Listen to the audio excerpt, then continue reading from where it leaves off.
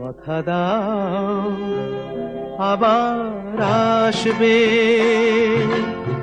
কথা দাও আবার আসবে, এমনি করেই ভালোবাসবে, দিন যাক সেই ভরসা। নমস্কার, আপনারা দেখছেন আমার ইউটিউব চ্যানেল স্ট্রাগলার দেব। আমি স্বপন কুমার দেব আপনাদের সাথে। আশা করি ভালো আছেন সকলে। সবসময় শুভ কামনা করি আমি আমার প্রত্যেক বন্ধুবান্ধবদের, আমার দর্শকদের, আমার শুভনোদয়দের, আমার বন্ধুবান্ধবদের জন্য যেন তারা ভালো থাকেন, সুস্থ থাকেন এবং এই নতুন বছরটা যেন ভালো কিছু শুভ জিনিস আমাদের সকলের জীবনে শান্তি, সমৃদ্ধি, সুখ যেন বয়ে নিয়ে আসে। যদিও 2025 সালটা জানি না কার কি ভালো কেটেছে, আমার তো খুব একটা ভালো কাটেনি। আর দেশেরও পরিস্থিতি খুব একটা ভালোভাবে যায়ও নি। সামাজিক পরিস্থিতি বলুন, রাজনৈতিক পরিস্থিতি বলুন, যে কোনো পরিস্থিতি আর কি।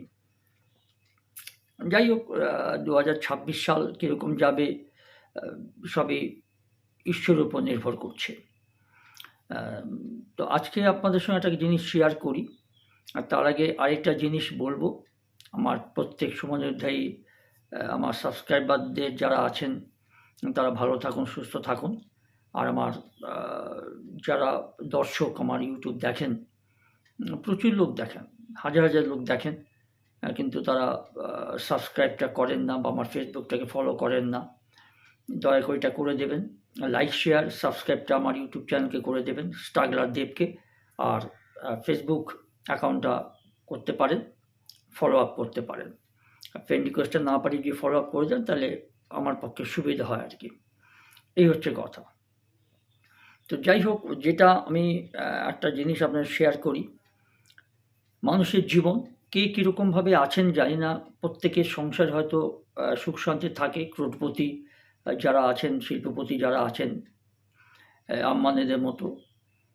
কিন্তু আমাদের মতো ছাপোষা মানুষ যারা পৃথিবীতে, শুধু নয় আমাদের ভারতবর্ষের কথাই বলি, অনেকে সাংসারিক দিক দিয়ে, আর্থিক দিক দিয়ে হয়তো ভালো নেই, এবং ভালো থাকারও কথা নয়, কারণ পলিটিক্যাল সিচুয়েশন খুব ভালো নয়, এটুকু আমি জানি। ভালো আপনাকে থাকতে দেবেও না। সবচেয়ে বড় কথা, আপনি ভালো থাকতে চাইলে আপনি ভালো থাকতে দেবে না। তো যাদেরকে ভোট দিই সেই সব রাজনৈতিক দল, আর যারা ক্ষমতায় থাকে তা তো আরও বেশি। তো তার মধ্যে বেঁচে থাকতে হবে, আর বাকিটা ঈশ্বরের উপর নির্ভর করতে হবে যেন অশুভ শক্তিকে ঈশ্বর ধ্বংস করে দেয় একদম সমূলে, যেন উঠে দাঁড়াতে না পারে। বংশে তাদের যেন বাতি দেওয়ার না থাকে, যারা মানুষদের ক্ষতি করছে, খুন খারাপি করছে, জ্বলন্ত জ্বালিয়ে দিচ্ছে। আমি তাদের, সেসব হত্যাকারীদের কথাই বলছি, যারা চুরি চামারি করছে, গরিবের চোখে জলের রোজগারের টাকা আত্মসাৎ করছে। আমি তাদেরকে ঈশ্বরের কাছে এই প্রার্থনা করি যে তাদেরকে সেইভাবে সমূলে ধ্বংস করে দেয়। যাই হোক, অনেক পরিবারে অনেকে ব্যাংক অ্যাকাউন্টে অনেক টাকা পয়সা রাখেন তারা। অনেকেই মনে হয় যে মৃত্যুর পর দেখা যায় সে তাদের নমিনি হয়তো করা আছে, বা অনেক ক্ষেত্রে দেখা যায় উত্তরাধিকারের নাম তাদের ব্যাংক অ্যাকাউন্টে করা নেই। তাদের অবর্তমানে তাদের মৃত্যুর পর সেই টাকাগুলো কে পাবে অনেকেই জানেন না, মানে উত্তরাধিকারও জানেন না। ধরুন এমন অনেক পরিবার আছে যাদের স্বামী স্ত্রীর মধ্যে হয়তো বিচ্ছেদ হয়নি, আলাদা থাকেন, বা অনেক স্বামী স্ত্রীর মধ্যে আছে এক ছাদের নিচে আছেন কিন্তু সম্পর্ক সেরকম ভালো নয়, আর ছেলেমেয়েরাও যে যার মতো করে থাকে, আছেন। তো তাদের কথাই বিশেষ করে বলি যে যারা অর্থশালী, যারা ধরুন ব্যাংকে অ্যাকাউন্ট আছে, টাকা পয়সাগুলো জমানো আছে, তাদের মৃত্যুর পর সেই টাকাগুলো কে পাবে সেরকম আইনও আছে। উত্তরাধিকার নাম লিখলেই যে পাবে তা নয়, তাকে সেরকম যথোপযুক্ত তাকে সে প্রমাণপত্র দিতে হবে।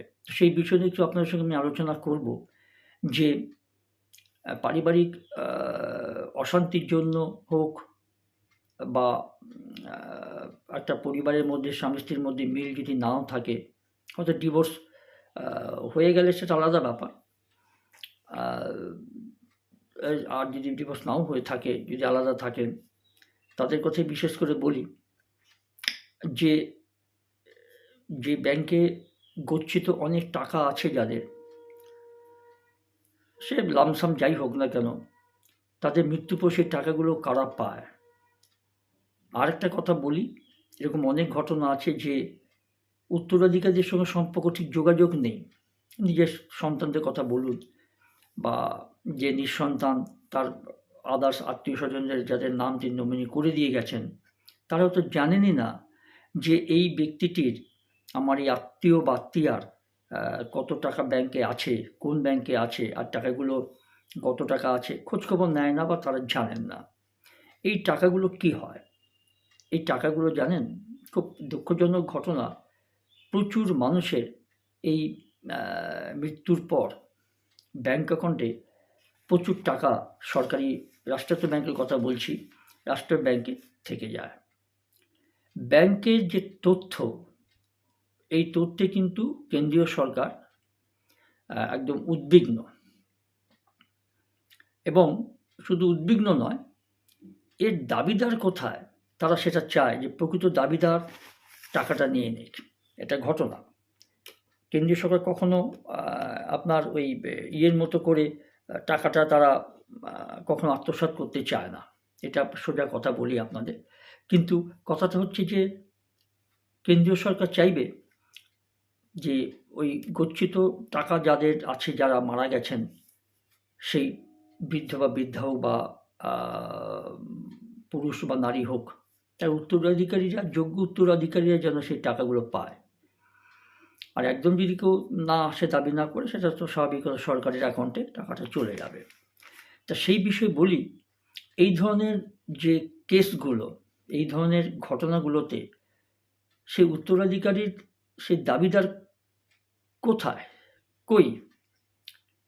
ব্যাংক অ্যাকাউন্টে, টোটাল রাষ্ট্রায়ত্ত ব্যাংকের কথা বলি, রাষ্ট্রায়ত্ত ব্যাংকগুলোতে 62,314 টাকা, 314 কোটি টাকা, 62,314 কোটি টাকা জামানত জমা আছে যারা মারা গেছে তাদের।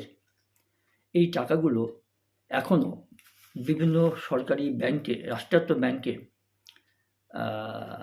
পড়ে আছে। উত্তরাধিকাররা দাবি করেনি, জানে না, হয়তো এরকম ঘটনা হয়েছে, দাবি যেহেতু তাদের সাথে সুসম্পর্ক নেই। যদি সুসম্পর্ক থাকে, অবশ্যই তার বউ হোক বা স্বামী হোক, ছেলে মেয়ে হোক, তারা, বা নাতিপুতি হোক, তারা তো জানবে। কিন্তু যাদের সঙ্গে সেই রকম সম্পর্কটা নেই, হয়তো ডিভোর্স হয়নি, বিচ্ছেদ হয়নি, ওইরকমই জোড়া, মানে সরু সুতোর উপরে সম্পর্কটা জুড়ে আছে, তারা ব্যাপারটা জানতেও পারেন না যে তাদের নিকটজনের মারা গেছেন, তার ব্যাংকে কত টাকা আছে। টাকাটা যদি ক্লেম করা যায় যথোচিত প্রমাণ দিয়ে, অবশ্যই কেন্দ্রীয় সরকার বা রাষ্ট্রের ব্যাংকগুলো, সে আইন আছে, সে টাকাগুলো পাবে। 62,314 টাকা, 62,314 কোটি টাকা আমানত ব্যাংকে এইভাবে পড়ে আছে দাবিহীনভাবে, কেউ দাবি করেনি। হয়তো সে ব্যাংক হোল্ডার বা সে অ্যাকাউন্ট হোল্ডার মারা গেছেন। তো এইটাও খুব দুঃখজনক ঘটনা যে অনেক সংসারে এই অশান্তির জন্য হয়তো তিনি নমিনি করে গেছেন ব্যাংক অ্যাকাউন্ট হোল্ডার কোনো উত্তরাধিকারীর নামে, হয়তো সেই উত্তরাধিকারীর সঙ্গে তার কোনো সেরকম ভালো সুসম্পর্ক নেই, কিন্তু রক্তের সম্পর্ক আছে, তিনিও বলে যাননি, আর তারাও খোঁজে নেয়নি। তো সেই ব্যাপারে বলি যে দেশের যে ব্যাংকিং ব্যবস্থার বিপুল অঙ্কের যে দাবিহীন টাকা পড়ে থাকছে, যা নিয়ে ক্রমশ একটা উদ্বেগ বাড়ছে কেন্দ্রীয় সরকারের। রিজার্ভ ব্যাঙ্ক অফ ইন্ডিয়ার, যাকে আরবিআই শর্টে বলে, সর্বশেষ রিপোর্ট অনুযায়ী, আজকের দিনের কথা বলছি আমি, যে আমি ভিডিওটা করছি আজকের তারিখে, সে আজকের দিনের কথা বলছি আমি, এই সর্বশেষ রিজার্ভ ব্যাঙ্কের রিপোর্ট অনুযায়ী 2024 সালের শেষ পর্যন্ত অন্তত 10 বছর বা তার বেশি সময় ধরে নিষ্ক্রিয়, মানে ইনঅ্যাক্টিভ, ব্যাংক অ্যাকাউন্ট, নিষ্ক্রিয় থাকা সেভিংস, কারেন্ট ও অন্যান্য ডিপোজিট অ্যাকাউন্টে জমা দাবিহীন টাকার পরিমাণ বেড়ে দাঁড়িয়েছে ৬২,৩১৪ কোটি টাকা। এটা আমি 2024 সালের কথা বলি। তারপরে মাঝখানে 2025 সাল চলে গেল, সেই টাকার অঙ্কটা আরও বাড়বে। তারপরে আমার এই যে লাইভটা করছি, এরপরে এই টাকার অঙ্কটা যদি দাবিদার ঠিকমতো টাকাটা না নেয়, এর অঙ্কটা আরও বেড়ে যাবে, আরও কয়েক হাজার গুণ বাড়বে। তো এই বিপুল অঙ্কের অর্থ মূলত সেই সব গ্রাহক বা তাদের উত্তরাধিকারীদের যারা বিভিন্ন কারণে তাদের ব্যাংক অ্যাকাউন্টের অস্তিত্ব বা সেই ব্যাংক অ্যাকাউন্টগুলিতে জমা থাকা অর্থ সম্পর্কে অবগত নন, যেটা আমি আগে বলেছিলাম, জানেন না, হয়তো তার নামটা নমিনি হিসেবে আছে, হয়তো তার সঙ্গে সুসম্পর্ক ছিল না কোনো কারণে হোক, কিন্তু রক্তের সম্পর্ক আছে বলে তিনি কিন্তু, যিনি মারা গেছেন বা যিনি ব্যাংক অ্যাকাউন্ট হোল্ডার, আমানতকারী, যার নামে ব্যাংক অ্যাকাউন্ট, সে কিন্তু নমিনি করে দিয়ে গেছে। জয়েন্ট অ্যাকাউন্ট থাকলে সে যে জয়েন্ট হোল্ডার বেঁচে থাকবেন তিনি পাবেন, আর যদি দুজনেই মারা যায় সেই টাকাটা তখন কে পাবে? যার নাম নমিনি আছে তিনিই পাবেন। কিন্তু তার সঙ্গে যে সম্পর্ক ভালো না থাকে, যোগাযোগ না থাকে, তাই তিনি জানেন না যে তার আত্মীয় বাত্মীয়া বা তার পরিবার পরিজন মানুষটা মারা গেছে, তার ব্যাংকে কত টাকা আছে, কে নমিনি আছে, সেটাও পর্যন্ত জানেন না। কষ্ট লাগে, দুঃখজনক ব্যাপার হয়। আছে অনেক পরিবার আপনি পাবেন এরকম, আমার জানা প্রচুর পরিবার এরকম আছে। আমি তাদেরকে অন্তত চেষ্টা করেছি সৎ পরামর্শ দেওয়া, যে নমিনি আপনি দিন এবং আপনি তাদেরকে সম্পর্ক থাকুক বা না থাকুক, হয়তো আপনার সন্তান হতে পারে, হয়তো আপনার ভাইজি ভাইপো হতে পারে, বা যাকে আপনি ভালো মনে করেছেন তাকে নমিনি রেখে দিয়ে গেছেন, রক্তের সম্পর্ক, অন্তত তাকে একটু জানান, টাকাটা সদ্ব্যবহার হোক। হয়তো সে আপনার শত্রু, হয়তো সে আপনার দেখভাল করেনি, যত্ন নেয়নি, এটা ঘটনা। আমি সেই জন্য বললাম, এরকম পরিবার আপনি অনেক পাবেন, অনেক দুঃখী মানুষ আছে, সে বিত্তবানও হতে পারে, আবার গরিবও হতে পারে। তো বিত্তমানদের সংখ্যা বেশি এর মধ্যে আছে, যারা সাধারণ উচ্চ মধ্যবিত্ত তারা আছেন, নিম্ন মধ্যবিত্ত আছেন। আর নিম্নবিত্তের বিষয়ে তেমন কিছু ঘটনা তেমন নেই, তারা দিন আনে দিন খায়, তাদের কাছে অত বিত্ত সম্পত্তি ব্যাংকে অত জমা নাও থাকতে পারে।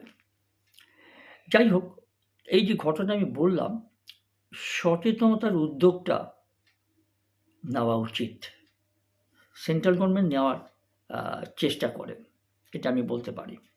আর সেই জন্যই বলছি যে এই যে ঘটনাটা হচ্ছে যে এই যে আরবিআই বা রিজার্ভ ব্যাঙ্ক অফ ইন্ডিয়া এর বার্ষিক প্রতিবেদন অনুযায়ী এই দাবিহীন আমানতের অধিকাংশই রয়েছে রাষ্ট্রায়ত্ত ব্যাংকগুলির হাতে। সরকারি ব্যাংকগুলিতেই পড়ে আছে, যার প্রায় 50,907.91 কোটি টাকা। 50,907.91 কোটি টাকা।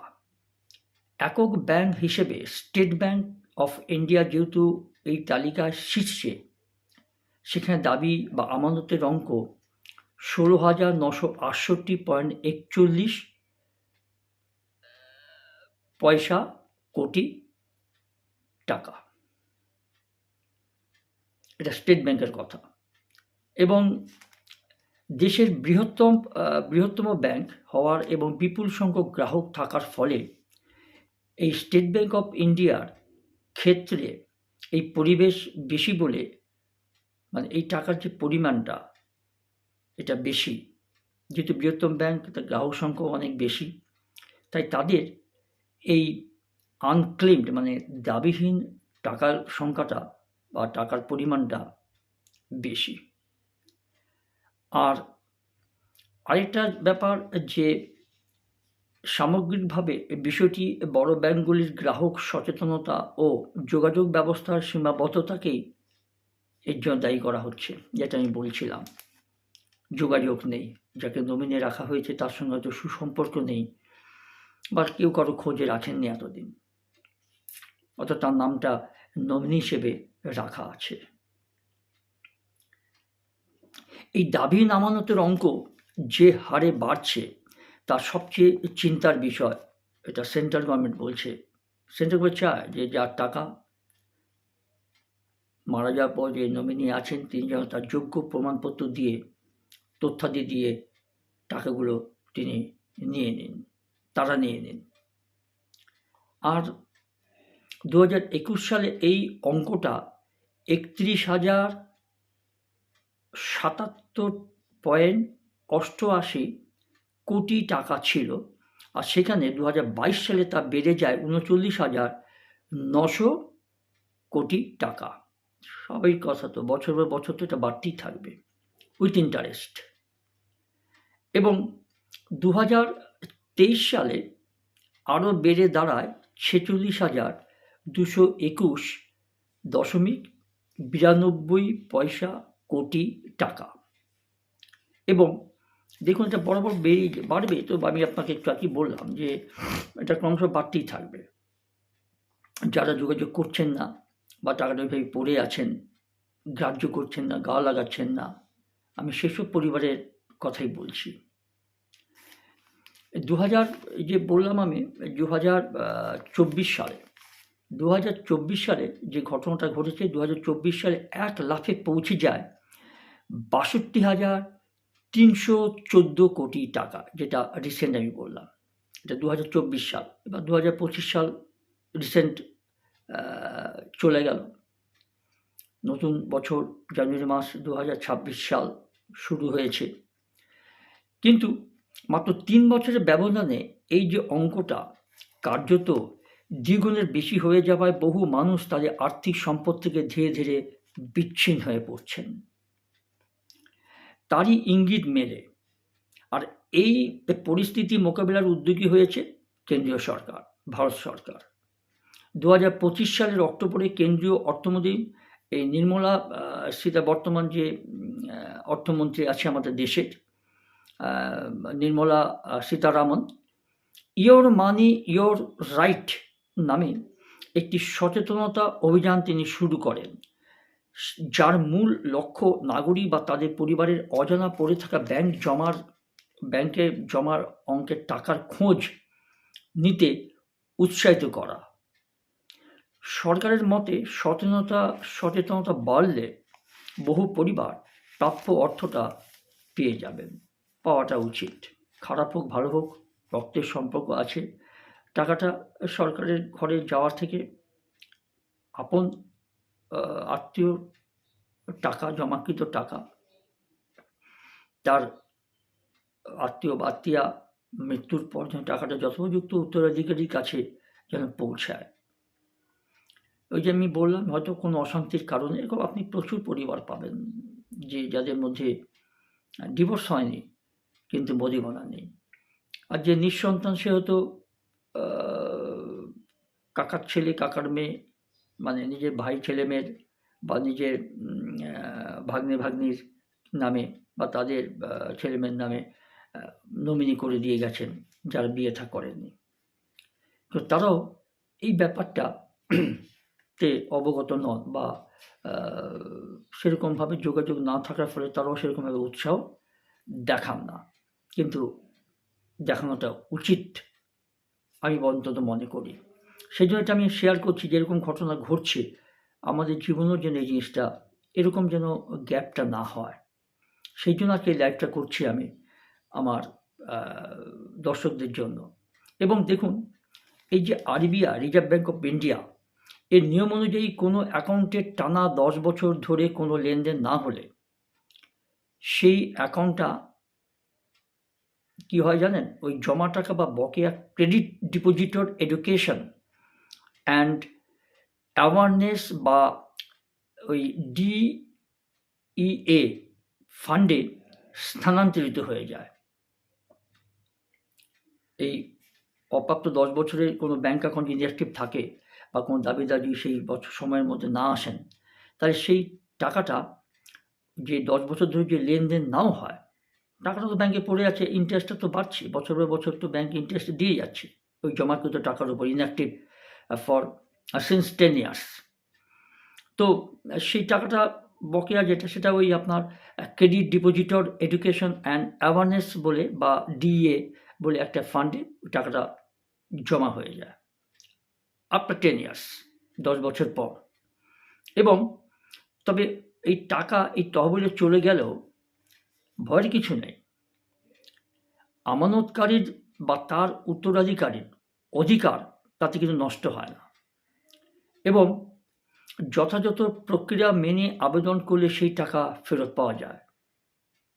যথোচিত আপনি যদি আবেদন করে আপনার প্রমাণপত্র দেখান যে আমি সেই মানুষটার যিনি মারা গেছেন তার ব্যাংক অ্যাকাউন্টে যে টাকাটা আছে তার উত্তরে গিয়ে যে নমিনি লিখে দিয়ে গেছে, আমি সেই দাবিদার, এবং আমি তার যথোপযুক্ত তথ্য প্রমাণ দিয়ে আপনি তাকে যদি প্রমাণ করতে পারেন যে হ্যাঁ আমি সেই উপযুক্ত উত্তরাধিকারী, আপনি কিন্তু টাকাটা পাবেন। টাকাটা চলে গেছে বলি, ওই ফান্ডে চলে গেছে বলি যে পাবেন না তা নয়, কিন্তু টাকাটা আপনি পাবেন। আরেকটা কথা হচ্ছে, একটা খুব মানে প্রয়োজনীয় কথা, যে এই দাবিহীন আমানতে ফেরত পাওয়ার প্রক্রিয়া তুলনামূলকভাবে কিন্তু সহজ। কীরকম সহজ? মূল অ্যাকাউন্টধারী যৌথ অ্যাকাউন্টের ক্ষেত্রে জীবিত অংশীদার, আইনগত উত্তরাধিকারী বা অনুমোদিত স্বাক্ষরকারী সংশ্লিষ্ট ব্যাংক শাখায় প্রয়োজনীয় KYC, know your customer KYC সংক্রান্ত নথিপত্র জমা দিয়ে আপনি দাবি জানাতে পারেন। আর কেউ যদি অ্যাকাউন্টটি পুনরায় চালু করতে চান তাহলে আপনি কিন্তু মানে যাবতীয় প্রসেসের পর, ব্যাংকের প্রসেস বা যাচাই করার পর অ্যাকাউন্টটা কিন্তু চালু হয়ে যায়, সক্রিয় হয়ে যায়।